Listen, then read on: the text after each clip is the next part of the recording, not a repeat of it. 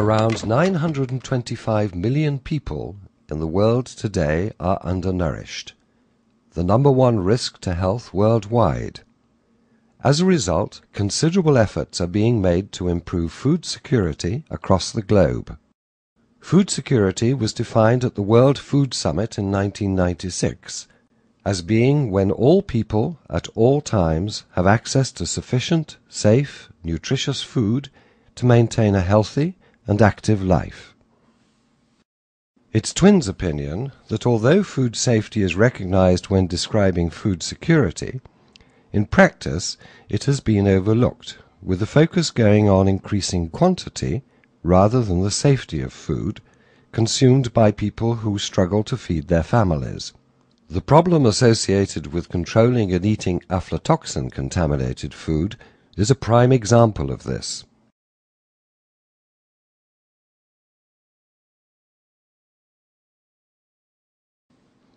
Aflatoxin affects a quarter of the world's crops, including key staples such as maize.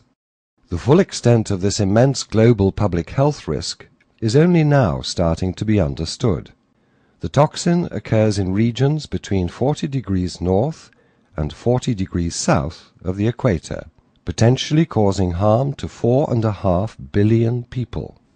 Aflatoxin is an issue in groundnuts and in most grain crops.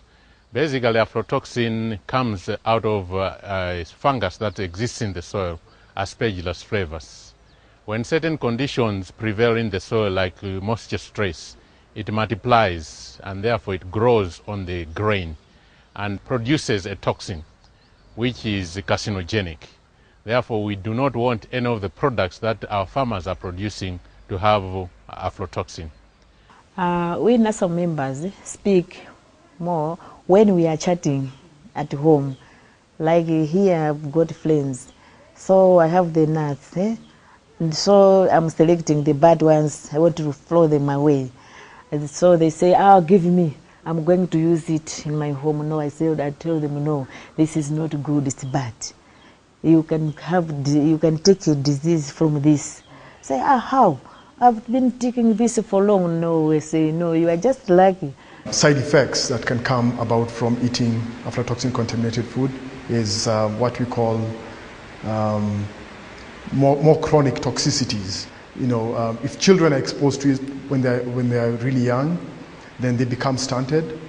They are basically underweight, and other side effects are things like, you become more prone to infection. So basically it compromises your immunity, and that's why some people have linked it to the prevalence of HIV and AIDS. It's because of immunosuppression. It suppresses your immunity. And obviously cancer, liver cancer. Groundnuts are an important part of people's diets in Malawi and provide a source of essential protein and unsaturated fats to many who cannot afford to buy meat.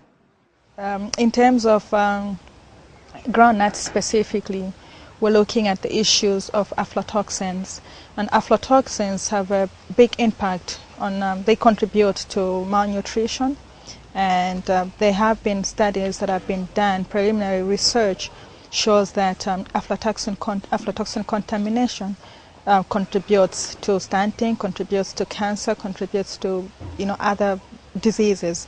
So it is important that as a country, the groundnuts that we're producing are free of aflatoxins, so that what children consume, what women consume, is free of aflatoxins. Recent research suggests that aflatoxin exposure contributes to up to a quarter of all new liver cancer cases globally, and that children whose growth is stunted can have 30 to 40% higher aflatoxin levels in their blood.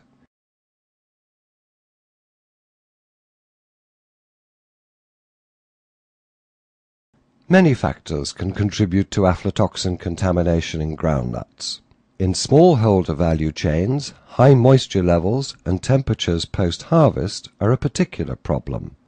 It's these conditions which encourage fungal growth and the production of aflatoxin. We've done studies here in Malawi, and also we are doing the same in Zambia, And what we've been able to show, I mean, we've tested groundnuts sampled from homestays, and what we've been able to show is that people are exposed to high levels of aflatoxin contamination, and some of the nuts, I mean, the aflatoxin content is, above 1,000 parts per billion, which is extremely high. I guess the biggest issue with aflatoxin is that there are many points of ingress, and how you handle the nuts from harvest up to blanching has a great effect on the level of aflatoxin that you will find in the final product.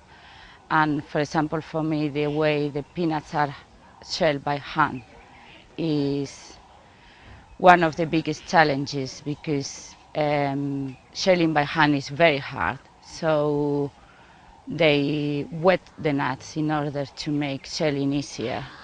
And aflatoxin is affected by moisture, because it's basically produced by a mold. So if you've got high moisture content, aflatoxin will develop easier.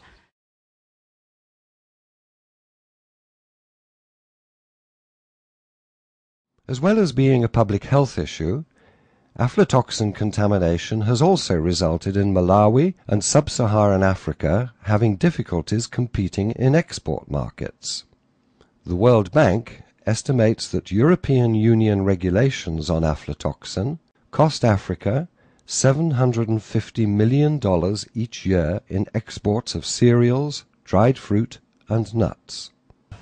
Many years ago, in the 50s and 60s, Africa was a major supplier of groundnuts into Europe before the likes of the US and Argentina came on the scene. But that came to a pretty rapid halt in 1979 when the first aflatoxin regulations were introduced in Europe. And since then, the exports from Malawi have been more or less non-existent. And the main problem we have about getting into Europe is the quality, specifically aflatoxin. Much of the work to date on aflatoxin in groundnuts has focused on ensuring that the quality and safety of groundnuts meet export standards.